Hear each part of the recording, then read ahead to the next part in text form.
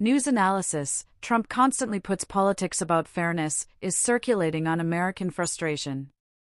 From the customs tariff to Ukraine to discounts to the federal workforce, President Trump summoned the idea of fairness. Hello viewers, welcome to Unboxing America. If you're new here, please like and subscribe this video and hit the notification bell.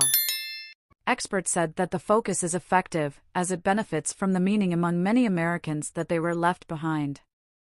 In an interview with Fox News last month, President Trump and his billionaire efficiency, Elon Musk, framing a new tariff for foreign trade partners as a simple justice. "I said, this is what we will do, the mutual. Whatever fees, I receive fees," Trump said of a conversation with Indian Prime Minister Narendra Modi. "I do it with every country." From the customs tariff to Ukraine to discounts to the federal workforce, President Trump summoned the idea of fairness. Experts said that the focus is effective, as it benefits from the meaning among many Americans that they were left behind. In an interview with Fox News last month, President Trump and his billionaire efficiency, Elon Musk, framing a new tariff for foreign trade partners as a simple justice. "I said, this is what we will do, the mutual. Whatever fees, I receive fees," Trump said of a conversation with Indian Prime Minister Narendra Modi. "I do it with every country." At the end of the day, Gray said, "We are always worried about not getting what we deserve." In addition to his fair and mutual plan for definitions, Trump cited fairness in his decisions to withdraw from the Paris Climate Agreement and the transgender athletes' prohibited competition in sports, the expansion of American aid to Ukraine, and an amnesty for his supporters who stormed the American Capitol on January 6. Trump evoked fairness in meetings with a group of world leaders, including Japanese Prime Minister Shigeru Ishiba and British Prime Minister Keir Starmer. It has suggested that his Crusader campaign to end the programs of diversity, fairness, and integration revolve around fairness. External aid and aid to illegal immigrants is unfair to the American taxpayers who attacked the Ministry of Justice, the media, and federal judges who ruled against his administration as an inappropriate bias against him. Trump and Musk, through the Ministry of Governmental Efficiency, which is not an American agency, organized a comprehensive attack on the federal workforce to a large extent by framing it as a liberal deep state that works either in unfair ways against the best interests of conservative Americans or at all for unbalanced work allowances. "This is not fair to millions of people in the United States who are actually working hard from work sites and not from their home," Trump said. In the speech of the Ministry of Justice this month, Trump has repeatedly complained that the courts that dealt with him and his allies are unfair, and they repeated baseless allegations that the last elections were also unfair. "We want fairness in the courts. Courts are a great factor." Trump said, "The elections, which were completely forged, are a great worker. We must face sincere elections. We must have limits, and we have to have just courts and law, or we will not have a country," Trump said. Before a meeting with NATO Secretary General Mark Rutte this month, Trump not for the first time for European countries that did not pay its fair share to defend Ukraine against the Russian aggression, and the United States pay a lot. "We have treated very unfairly, as we are always in every country," Trump said. Almost exclusively, Trump's calls for fairness, supporters are United States as victims, critics and political opponents as engineers of architects, and defenders of the current unfair situation that continued for generations. He has repeatedly used this framework to justify the measures he says aims to demolish this current situation, even if it means breaching the criteria or violating the law. Trump has suggested that the unfair media coverage of it is not fair and therefore illegal, and that the judges who are judging against him are unfair liberal activists who must be isolated. "I heard the feeling policy." Of course, the grievance policy is not new, nor the importance of fairness in democratic rule. In 2006, Sidney Verba, a political behavior researcher at Harvard University, wrote that fairness is important in various political systems, but in particular in democracy.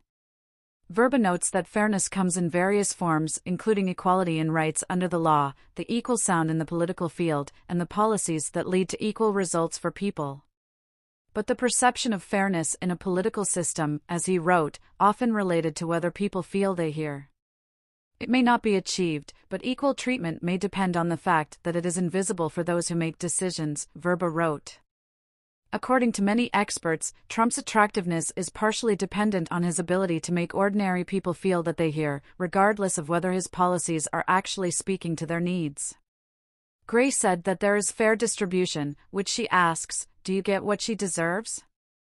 And procedural fairness, who asks, are things determined in a fair way? Have you got a sound? Have you got inputs?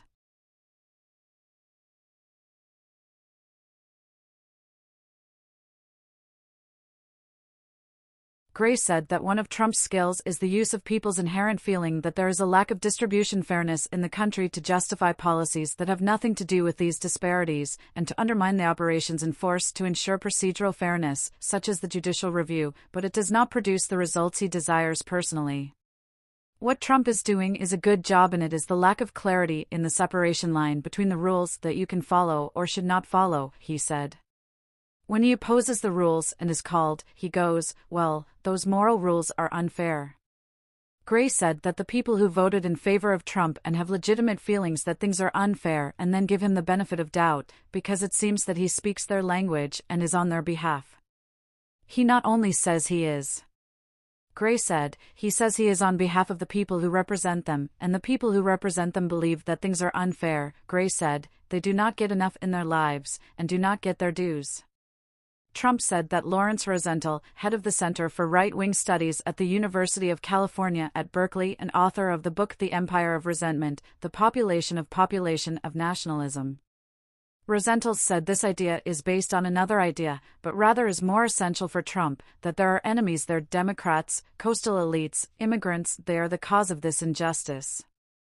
Rosenthal said that such a policy depends on a concept known as the theory of replacement, which tells people to fear others because there are many resources that must be wandered only. The theory is often compatible with the argument that Trump often offers, that immigrants who are not documented who receive jobs or benefits represent an inherent threat to the mega base. The feeling of boredom is very essential, and it was for some time, said Rosenthal. John T. said, and the co-director of the American presidency at the University of California in Santa Barbara, Trump has a great ability to build the world in a way that you prefer, even if this is the victim, and it seems strange among the presidents in terms of focusing on political justice. Certainly from his first term with the dismissal, Russia's trick, non-honorable media, and fake news, and then weapons for justice, he built a kind of victim, in a battle with the deep state, which is now essential in his interaction with the mega basic circle. An idea for Democrats. In the face of Trump's victory in November, Democrats have increasingly recognized his ability to speak to Americans who feel backward and began to pick up fairness as their own pride, partially by chest in mega-billionaire Musk. In an interview with NPR last month, MP Alexandria Ocasio-Customs, Democrat New York, sparked the idea of injustice in the system by saying that the American government is working for the wealthy like Musk, but not for everyone. She said, everything feels increasingly fraud. She and Senator Bernie Sanders, independent Vermont, have begun since then in the Oligara tour of the country, as they bombed the role of Musk in the government and asked how his actions, or Trump's actions, with the help of ordinary Americans at a minimum. At the end of the day, the highest 1% of the enormous wealth and power may have, but it is just 1%, Sanders wrote on Friday on X, when 99% stand together, we can transform our country. Thanks for watching this video. Please like and subscribe for more information.